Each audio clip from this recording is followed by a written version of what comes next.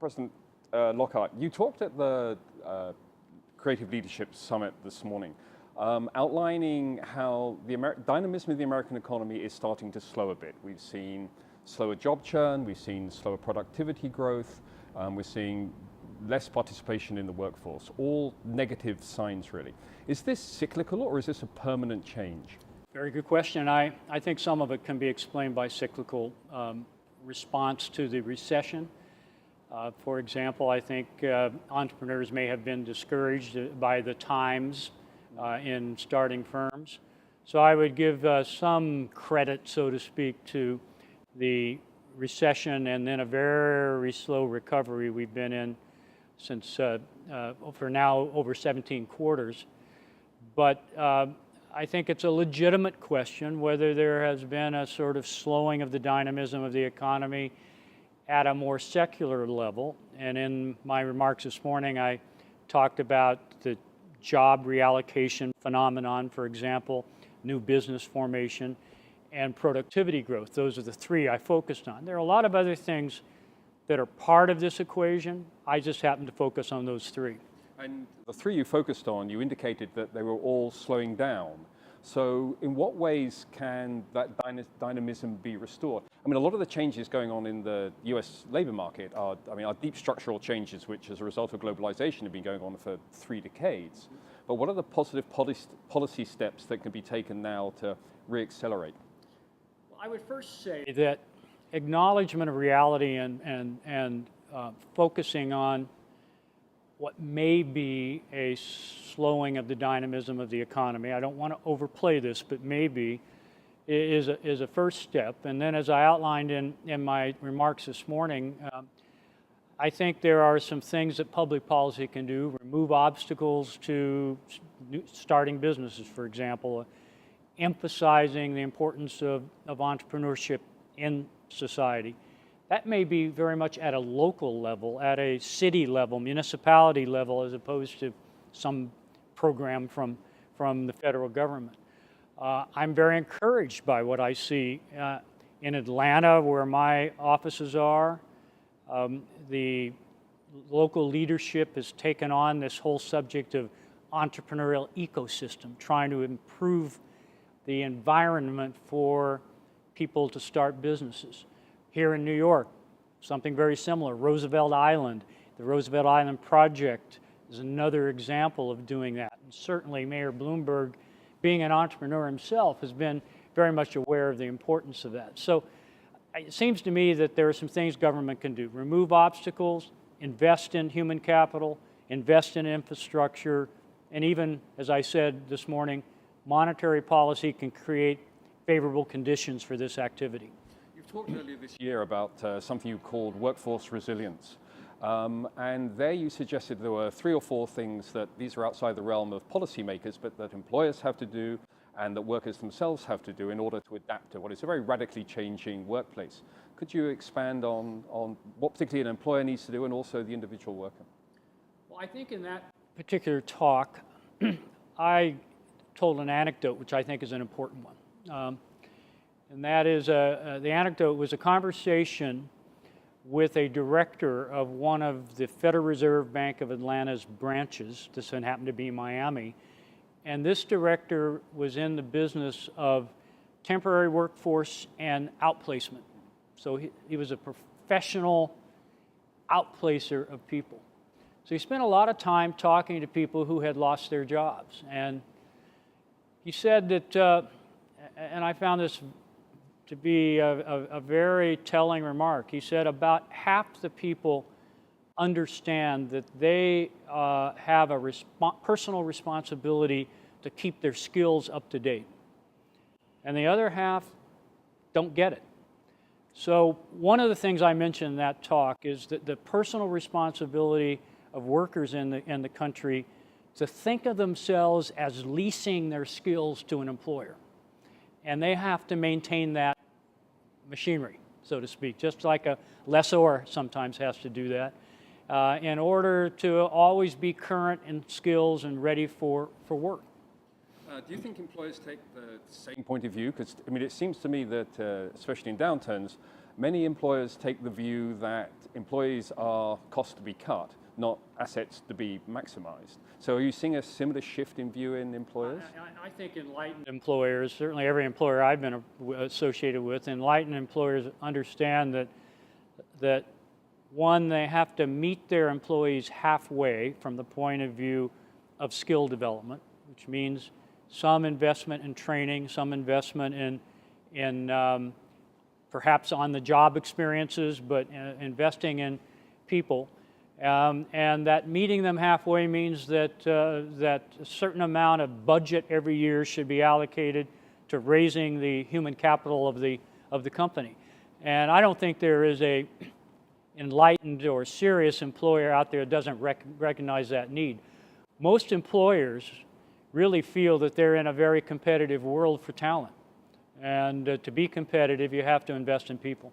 No, certainly it's a very competitive, globalized market, which takes us to a point of how do you think the dynamics of US economic policy making has been changed by globalization and by this year we've seen the first tipping that emerging market GDP is going to be bigger than developed market GDP, an important tipping point in the world. So the world is tipping east. How is that affecting US economic policy making? Well, I can answer that in a number of ways. Let's talk about the Federal Reserve, Federal Open Market Committees focusing on its objective for full employment. The U.S. economy is a relatively open economy, a very open economy in a world that's constantly changing, which means some of the job destruction may not be absolute destruction of jobs. I mentioned this morning, but may very well be offshoring. And the offshoring of certain functions in a company has been going on for years and years. I think being an open economy to the world is not only a good thing, it's essential, but it does produce more pressure on the U.S. economy to generate jobs for people here in the United States. And that makes our role, our job of meeting our objective of full employment over the longer term all the more challenging. So that's one way to answer your question. And I think to go back to your earlier question, we have to have an economy where there is a constant upgrade of the skills of the workforce. That is, to some degree, a public sector obligation in some ways. In the state of Georgia, for example, where my offices are, there is, in fact, an excellent program of ensuring that workers are ready for employment by companies that decide to move operations to Georgia. So in the auto industry, for example, there's a plant in West Point, Georgia. Much of the workforce went through a government paid-for program to make sure that they were ready to be employed on the assembly line of this particular auto plant. So I think there is a role for the public sector in ensuring a ready workforce.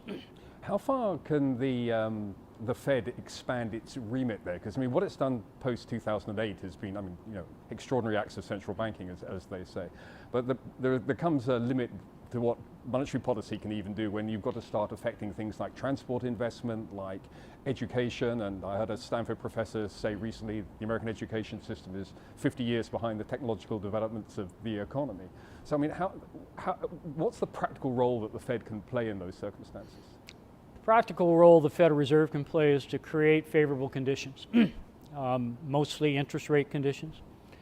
Monetary policy and Fed policy in general does not very easily target particular problems, particular bottlenecks, or perhaps structural issues in the economy.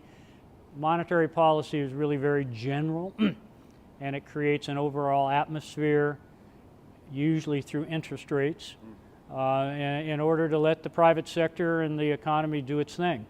And that reallocation is something that is not something the Fed can in any way direct, but the Fed can create good conditions for that. And it's like driving a supertanker. You pull the tiller and 6 months later you hope the ship moves in the right direction. You don't flick a wheel and the way we express that is monetary policy has its effect with a lag. So it is very much like turning the tiller of a ship and then waiting for it to turn. I had a conversation with the chief executive officer of a cruise ship line a while back, and he talked about the experience of actually driving one of his ships, which his captain let him do for a brief period of time. And he said he turned the wheel and waited and waited and waited, and nothing happened. He said the temptation to keep turning the wheel is great. Maybe that's a metaphor sometimes for monetary policy. To the outside world, the FOMC meetings are like black boxes. Nothing happens for a day and a half, and then suddenly there's the statement and maybe a press conference and a lot of punditry. But I mean, what's it like on the inside of those meetings? I mean, I know there's presentations made by the various regional Fed presidents, but then is the discussion very narrow and technical? Is it very broad? Are you discussing these broad social issues, these broad global issues? What will the fly on the wall see in a Fed meeting? First, it's a very collegial environment. Very respectful and polite. Every participant has his or her voice in the meeting, and in many respects is free to emphasize whatever that person thinks is most important at the time. We typically comment on the economy. Each of us comments on our sense of the economy at the moment. Very importantly, the outlook for the economy, because policy making is forward-looking. Many of us give some feedback from conversations in our region of the country to give a little color and anecdotal flavor to what can be a technical data dependent discussion. Then we have a round where everyone has a chance to talk about policy and what that person thinks the right policy decision for the day may be. We also talk about the words that go into the statement that come out of the meeting. As I said, it's a consensus process, it's collegial, it works extremely well in my opinion. Do you think it'll change in the era of the new Fed chairman, whoever that is?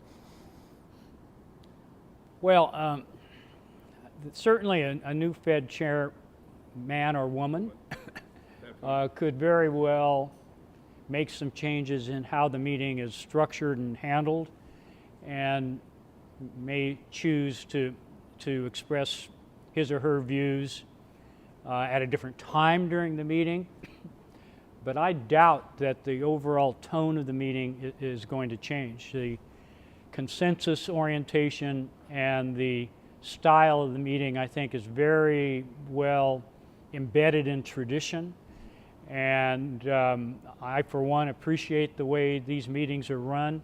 I think a new chairperson might have resistance if he or she tried to change that dramatically. Do you think the balance now between risk, reward, and regulation is back in kilter? And if it's not 100%, which it probably isn't, what's the most urgent thing still to address? Sort of a cosmic question of the balance of regulation and freedom in the economy. Certainly in the financial sector, the pendulum has swung strongly to an environment of tighter regulation to ensure that some of the kinds of activities that gave rise to the financial crisis don't recur. I think that's a natural reaction to things going very, very badly wrong. So I think it's to be expected that we are in a period in which regulation has been substantially strengthened and is clearly tighter. People who are not in the financial sector across the Southeast, where I have most of my contacts, also complain a bit about the burden of regulation. And many smaller companies, including smaller financial institutions, complain about the cost of compliance, that is, what they have to spend to ensure they're in compliance. Whether this pendulum will swing back to something that is more moderate in intensity, I don't know. I don't want to predict that. It does seem to me that the strength of regulation should be a function of the quality of the times and whether businesses and financial institutions are safe and sound in the case of financial institutions. The system doesn't have a lot of risks, and the behaviors of people in the regulated sectors of the economy are aligned with the intention of regulations. If that is the case, then I think the application of regulation can be relaxed to some extent, but it's very much going to be a function of the times we're living in. And do you think, I mean, clearly the systemic risk is decreased from what it was, but is it decreased sufficiently? Are the large banks still too powerful and need tighter regulation? Are the international regulatory efforts not as strong and consistent as they have been? A lot of progress has been made, but I think the challenge of institutions that are too big to fail, or too complex to fail, or too interconnected to fail, at some level remains with us. So there is more work to be done. This is a process. I would argue that over the longer term, it is a management issue as much as a fix kind of issue.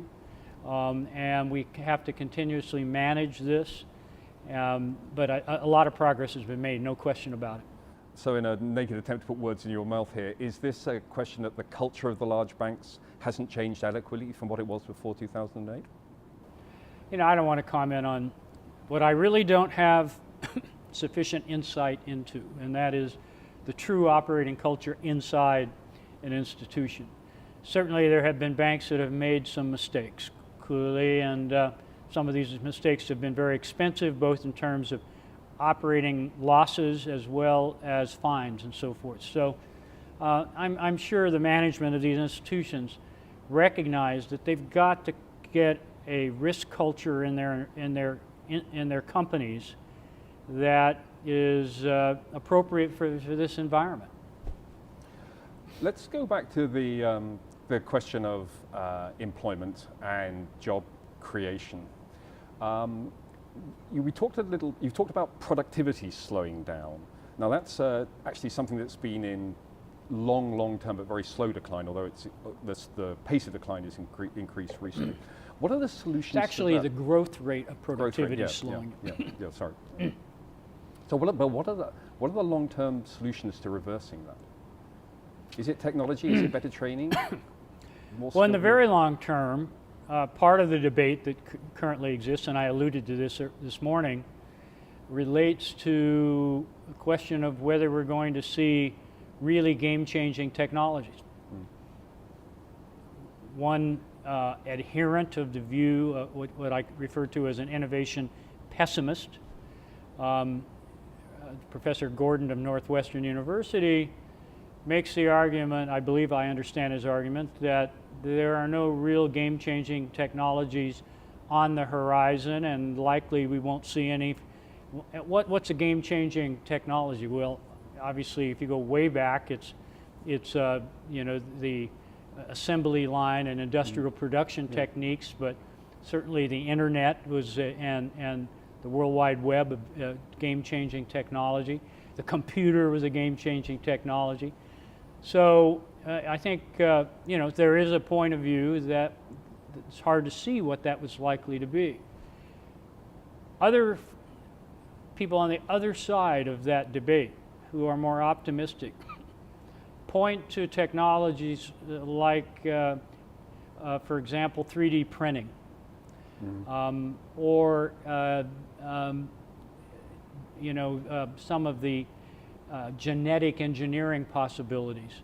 And so I think it's an interesting debate. You know, I haven't come down on one side or the other, but it's hard for me to be pessimistic about the ability of mankind to be innovative going forward, and especially this country to be at the center of those innovations. Although a lot of the innovation, at the moment, which seems to be process innovation, is actually taking place in India and China, which is taking pretty well-established ways of doing things, but doing it for, you know, a quarter of the cost by changing the way it's done, not by necessarily making any great innovative leap forward. So is this whole sort of center of dynamism and innovation really going to stay in the United States, or is it? You know, I think it's very important. Global? It's important to think about second and third order effects of what you referred to as process innovation. Yes, processes are constantly being refined. Even in the Federal Reserve, we're working to streamline our processes and reduce redundant steps or whatever. When a company does that, it frees resources for more productive work. To think simplistically, it may take someone out of an operating process and put that human resource into new product innovation or into marketing. So second and third order effects of process innovation is simply more dynamic firms and the ability to find places to grow. And I think that's the way you have to think about it. No CEO in the world is ignoring his or her cost base. And the cost of operating is one of the key things that a business leader has to focus on. By streamlining what you do and where you spend money, I would argue you free resources for more creative work. Let me ask you one final question. You joined the Fed system in 2007, just before the crisis. Yeah, very nice timing. Timing is everything. And you know, our summit here is about innovation and creative leadership. What do you think is the most innovative and creative aspect of what the Fed has done in the wake of the 2008 crisis? Well, I guess I would point to two things. First, there's a term for this, UMP, unconventional monetary policy. So clearly, starting with the financial crisis in 2008, and then into various phases of the recession and the post-recession recovery, central banking all over the world, but certainly here in the United States, used unconventional monetary policy. During the financial crisis, that policy centered around a number of special purpose vehicles or special purpose programs to provide liquidity to markets that we thought were systemically critical markets that were going through some temporary period of seizing up and needed liquidity and needed, in a way, backstopping in order to operate freely. I think that was extraordinarily innovative. We supported the commercial paper market, we asset-backed commercial paper market, we supported a number of different sort of key aspects of the overall financial market system. Then during the recovery, in three phases, using asset purchasers, or what the public knows as quantitative easing, we provided more support for the recovery when we could not take the interest rate any lower. One way to think of this is when you cannot take the policy rate any lower, it's effectively at zero. Quantitative easing is interest rate policy by another means. Yeah. And it's exactly what we did in order to continue to put pressure, in this case on longer term interest rates, through bond purchases. I think both of those were very innovative. I, as a participant in this process, I have to say I remember the thought of being how amazed at the resourcefulness of the leadership of the Fed to come up with ways to respond to the situation in unconventional ways. And will we ever see normal times again? Oh, I think we will. Certainly the economy is in recovery. Recovery has been going on for over 4 years now. I see no reason why that recovery won't continue. It's likely to continue at a modest pace. It may not break out into very high rates of growth, but at a modest pace. And in time, certainly we'll get back to something that we think resembles normal. I think nostalgia for the old normal is probably not a smart thing. It's better to be able to recognize a new normal when it has arrived and then christen that the kind of end game that you were trying to get to all along. So that's really what we should be doing, I think. I think that's a very optimistic point of forward guidance on which to end. So, President Lockhart, thank you very much indeed for your time. Thank you.